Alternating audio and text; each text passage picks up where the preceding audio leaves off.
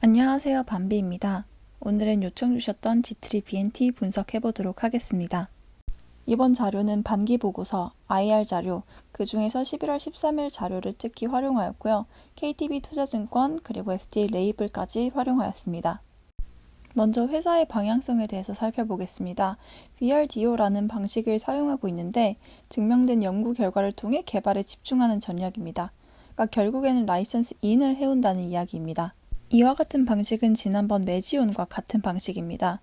신약 개발에 들어가는 돈과 시간을 줄일 수 있어서 굉장히 효율적입니다. 또한 거의 직접 판매를 하려고 하지 않고 라이선스 아웃을 합니다. 이건 일반적으로 LO라고 불립니다. 라이선스 아웃을 포함한 전략적 제휴는 임상 또는 NDA 단계에서 진행됩니다. 2000년 6월에 설립이 된 회사고요. 2010년 3월에 코스닥에 상장하였습니다. 다양한 인수합병을 통해서 덩치를 키워나갔고 미국의 자회사 3개를 설립하였습니다.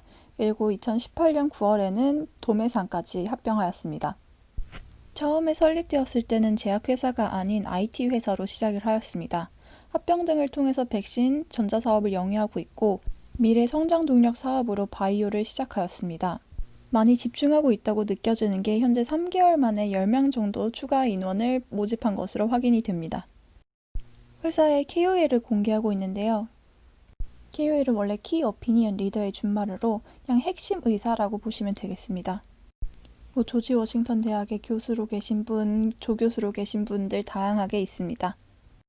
정보 공유가 정말 잘 되어 있더라고요. 홈페이지 IR 자료들이 시의적절하게 되어 있고 내용이 굉장히 자세했습니다. 적응증에 따라서 자세히 나눠져 있었고 임상 관련 정보도 굉장히 정확하게 나와 있었습니다. 현재 기타 사업 부분이 대부분의 매출을 차지하고 있으므로 유심히 봐야 합니다. YS팜 그리고 코아인더스가 있는데요. YS팜은 독감 백신과 기타 백신을 판매하는 도매상입니다. 그리고 코아인더스는 모터, 펌프, 트랜스 등 전기 전자부품을 제조합니다. 18년 9월에 YS팜을 흡수합병하였습니다. 백신 전문 유통기업으로 안정적인 재무구조를 확보하기 위해서 합병하였습니다. 화이자, MSD, LG생명과학의 제품을 유통하고 있습니다. 현재 프리베나, 가다실, 수두박스, 그리고 삼가소와 삼가성인 4가, 의약 외품, 일반 의약품, 그리고 더 좋은 황산 마스크 등 유통하고 있습니다. 아래 표는 반기 보고서에 나온 부분인데요. 많은 부분 납기가 끝날 것으로 생각되었으나 조금 더 연장된 것으로 보입니다. 임원 현황을 보면 CGM 제약 경영관리 담당 상무, MSD 코리아 백신 영업 마케팅 총괄 임원을 들여온 걸로 봐서는 이들을 활용하여 수주를 한 것이 아닐까 생각이 됩니다. YS팜의 최근 3년 매출 실적은 다음과 같습니다. 아마 올해는 마스크 때문에 좀 더 많이 늘어날 것으로 생각됩니다. 400억 목표 매출이었던 만큼 잘 진행된 것으로 확인이 됩니다. 새로운 사업인 성장 호르몬 유트로핀 사업 방향입니다. 인구 보건업회 부산 지회에서 시작을 했고 2020년 전국 13회 지회로 확대되어 유트로핀 사업을 진행한다고 합니다. 이미 LG생명과학이랑 같이 진행하고 있으므로 이도 문제없이 진행될 수 있을 것으로 생각이 됩니다. 그 다음은 코아인더스입니다. 코아인더스는 모터, 펌프, 변압기 등을 제조하고 있고요.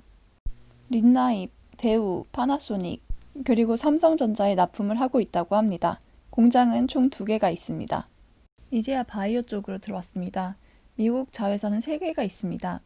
먼저 설립된 순으로 나열해 보았습니다. 이렇게 3가지의 자회사를 만든 이유는 약물별로 구분하여 라이선스 아웃을 쉽게 하기 위해서입니다. 리젠트리는 최대 주주로 61.5%의 지분을 가지고 있고 오블라토는 100% 자회사입니다. 그리고 레노스는 50% 주권을 가지고 있습니다. 왼쪽 위를 보시면 아까 전에 말씀드렸듯이 이렇게 약물별로 3가지 회사를 만든 이유는 에로 위에 매각 옵션이 있기 때문입니다. 앞서 보셨던 내용과 같은 내용인데 리젠트리 내용에 BLA 승인 시 보유 지분이 75% 된다는 내용이 있습니다. BLA 관련해서는 뒤에서 자세히 말씀드리겠습니다. 그러면 회사의 파이프라인을 살펴보겠습니다. 현재 3가지 파이프라인을 가지고 있고요. 적응증은 총 4개입니다. 파이프라인을 성분별로 따지면 2가지입니다. 안과질환 관련해서는 임상 3상이 거의 끝나가고요. 수포성 표피 박리증은 임상 2상 진행 중이고 교모세포종은 현재 임상 1상이 끝나고 임상 2상 진행 중에 있습니다. 좀 더 자세히 살펴보면 뇌종양 약물은 현재 다양한 적응증 확대를 위하여 진행되고 있습니다. 아까 전에 성분으로 따지면 두 가지의 파이프라인이 있다고 말씀드렸는데요. 그 중에 하나인 팀베타신입니다. 이는 43개의 아미노산으로 구성된 단백질입니다. 현재 다양한 적응증에 대해서 진행 중에 있습니다. 이는 작용 기전이 다양하기 때문인데요. 상처 치료, 항염, 그리고 사이토카인 조절, 세포 자연사 억제, 세포 이동 촉진 등의 작용 기전을 가지고 있습니다. 현재 특허 현황은 아시아 17개국에서 독점적, 우즈베키스탄, 인도 등 11개국에서 공동 독점적 라이선스 권한을 확보하고 있습니다. 가장 첫 번째 적응증인 안구 건조증에 대해서 알아보겠습니다. 너무 잘 알고 있는 질환이겠지만 눈물 결핍, 과도한 눈물 증발로 인해서 안구 표면이 손상이 되는 것을 이야기를 합니다. 원래는 염증이 생기는 걸로 생각이 되어서 염증 치료에만 포커스를 하였습니다. 허나 실제로는 염증으로 인해서 손상이 생기기 때문에 그 손상을 복구하는 것도 필요합니다. 안구건조증 시장의 시장성을 살펴보겠습니다. 안구건조증 치료제 시장 규모는 세계적으로 2016년 기준 약 22억 달러에 달하며 26년에는 56억 달러에 이를 것으로 전망됩니다. 그 이유는 다들 아시는 이유로 안구건조증이 증가하고 있기 때문입니다.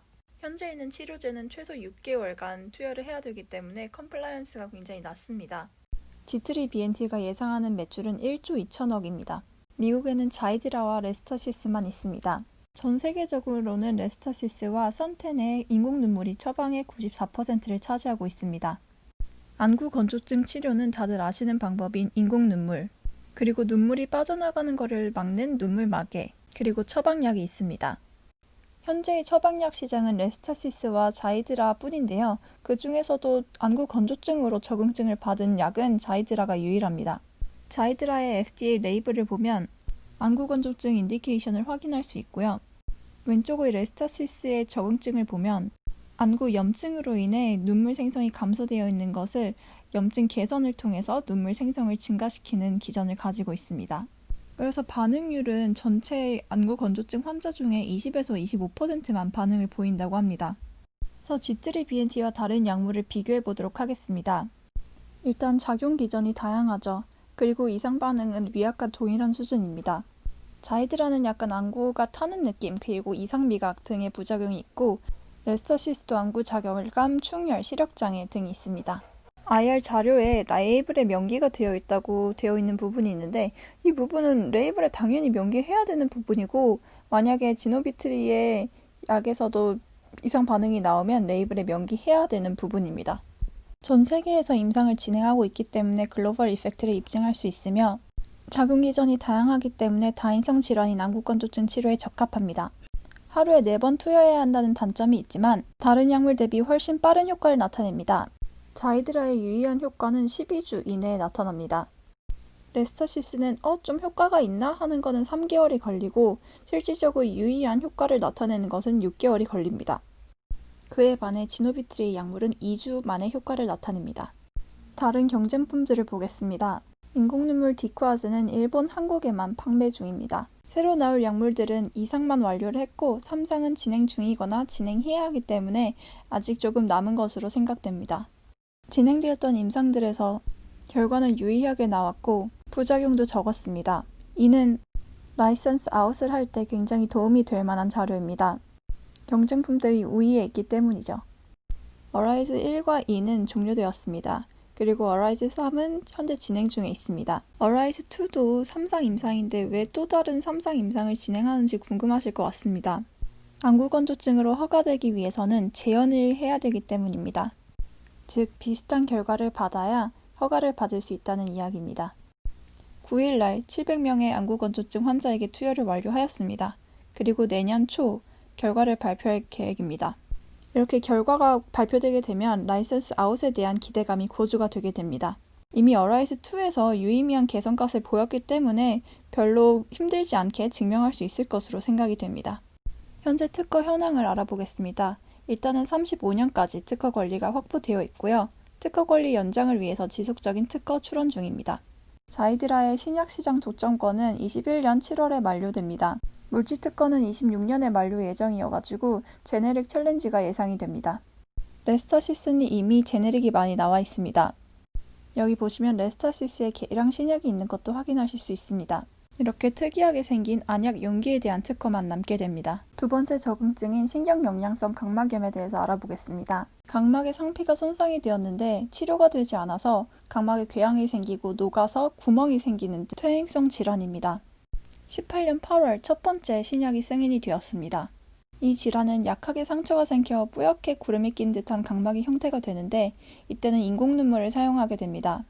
2단계가 되면 지속적인 상피 손상이 나타나게 됩니다. 이때부터 수술적 치료가 요구가 됩니다. 3단계에서는 궤양, 멜팅, 천공이 발생합니다. 이때는 각막 이식술, 양막 이식, 그리고 치료용 콘텐츠 렌즈를 사용해야 합니다. 이 적응증의 논문을 살펴보겠습니다. CO1은 페이스 3 스터디로 2000년 3월 종료되었습니다. 원래 46명을 계획하였으나 18명만 등록이 되었습니다.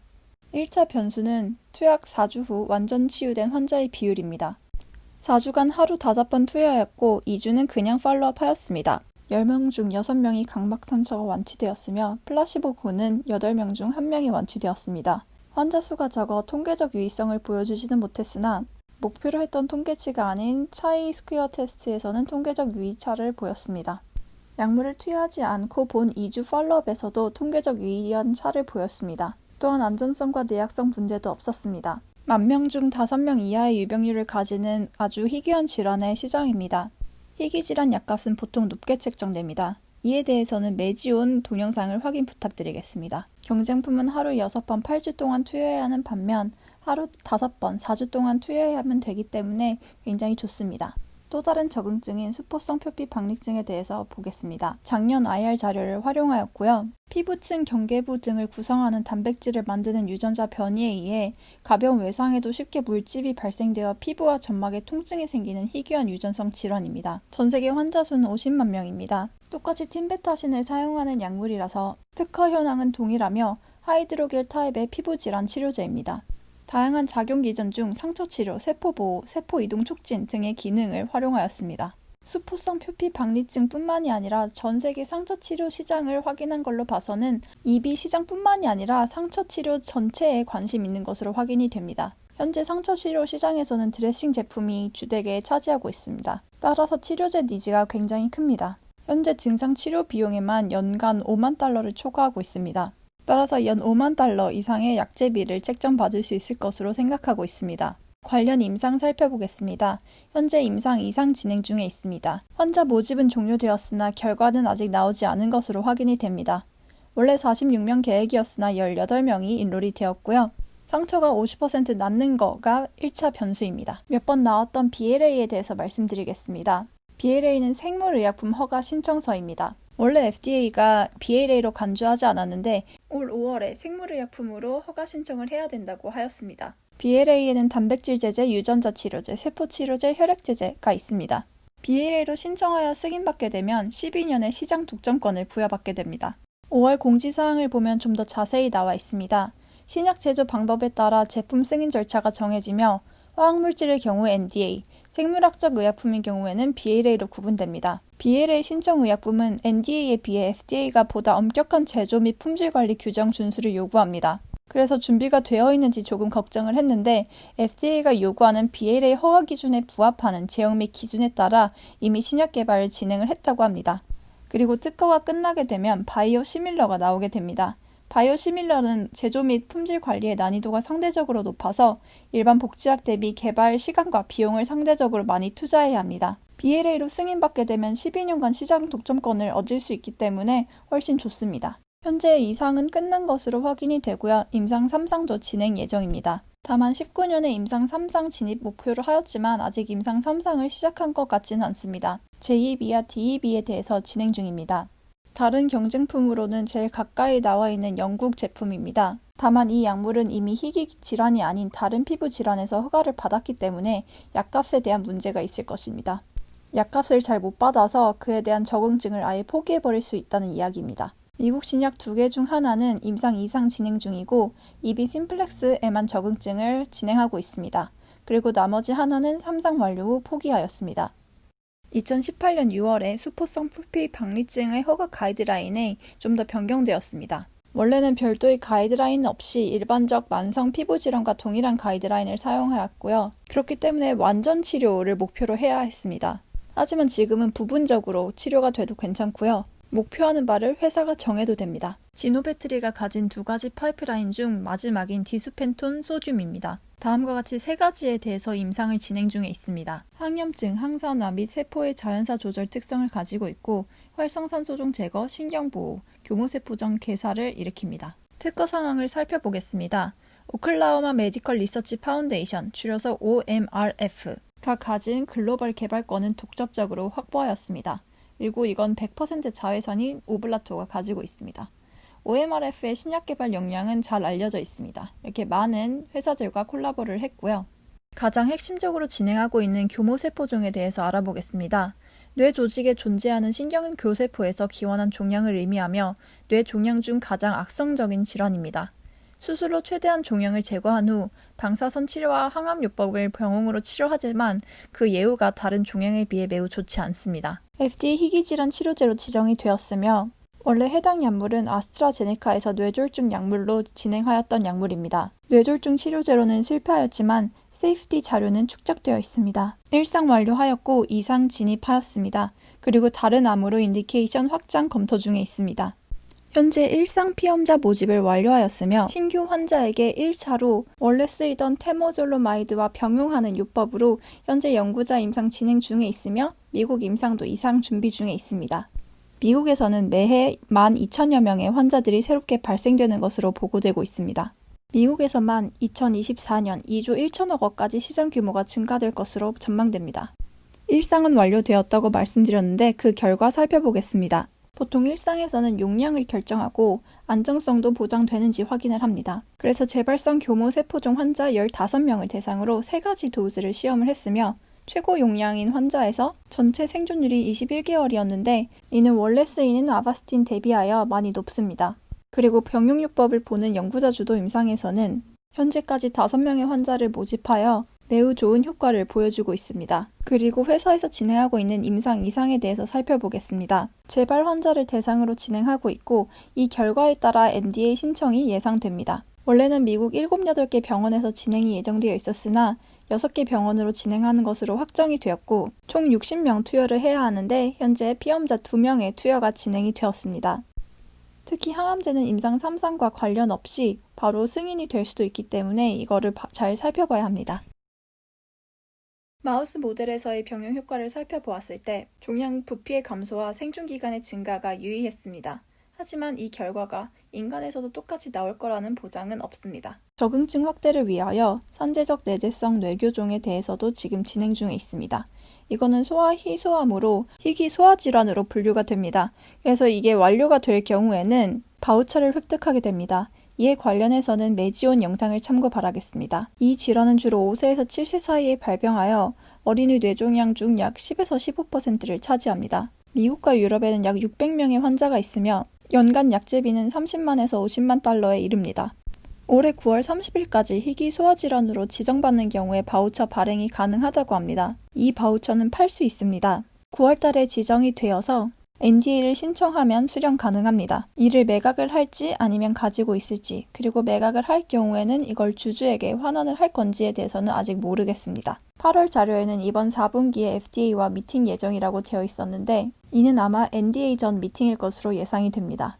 또한 고형암에 대해서도 진행하려고 하고 있는데요. 비소세포 폐암과 소세포 폐암 모두에게 진행한다고 합니다. 소세포 폐암은 굉장히 전이가 빠르기 때문에 만일 효과적이라면 정말 센세이션 할 것입니다. 특히 오히려 비흡연자들에게 나타나는 폐암이라서 성공적이었으면 하는 바람이 있습니다. 그래서 이번 IR에서 가장 중요하게 봐야 할 부분은 바로 이상 후 조건부 판매 허가를 신청을 한다는 것입니다.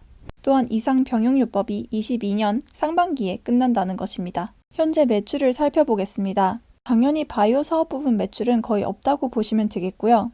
백신 유통 매출이 70%로 가장 많은 비중을 차지하고 있습니다. 그 다음으로는 펌프입니다. 그래서 현재 내수가 94.9%를 차지하고 있습니다.